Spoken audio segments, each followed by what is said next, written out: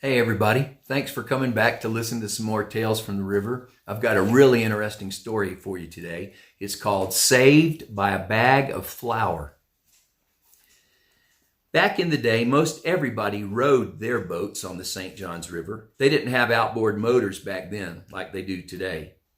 And Horace Bly and Bill Saw was gator hunting up there in the back of Lake Dexter where Tick Creek runs out. And there was a little old shell mound up there where they would always camp out. And every time they'd been there, there was always a big gator swimming around at the mouth of Tick Creek. So Horace had his boat, Bill had his boat. And when they got through with their coffee that morning, Bill said, "Well, I'll row around this side of the lake, and Horace, you can row around that side of the lake. And if you run into that old gator, holler, and I'll come help you." So they left, and Horace went out there a little ways. But after a while, he got tired of rowing and hunting, so he decided he'd come on back to camp. So he came back to camp, and when he reached back to get his shotgun, they had those old hammer claw shotguns back then, you know. Well, when he drug it out, he caught it by the end of the barrel, and as he pulled it out of the boat, the hammer hit the bow stern, and it caught the seat, and he fired that gun and shot a big old part of his hand off, and 2 or 3 inches of the small bone just past the wrist.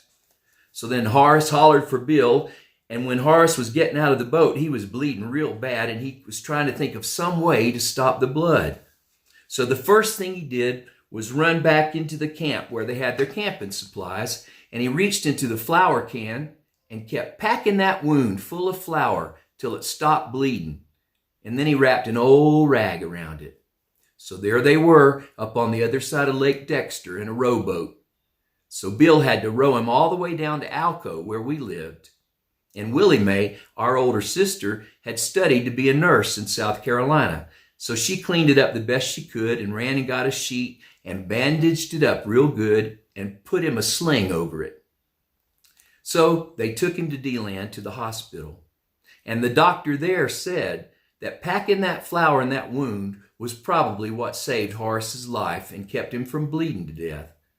But the DeLand doctor was still very concerned and wanted to amputate his hand. And Horace said, "Hell no, you ain't cutting my hand off." So Horace stayed at the hospital for a while till he got all right and came on home. So as it turned out, it was a good thing he didn't let the doctor cut off his hand, because it finally got better and he had pretty good use of it after that. Well, I hope you all enjoyed that story, and thanks for stopping by.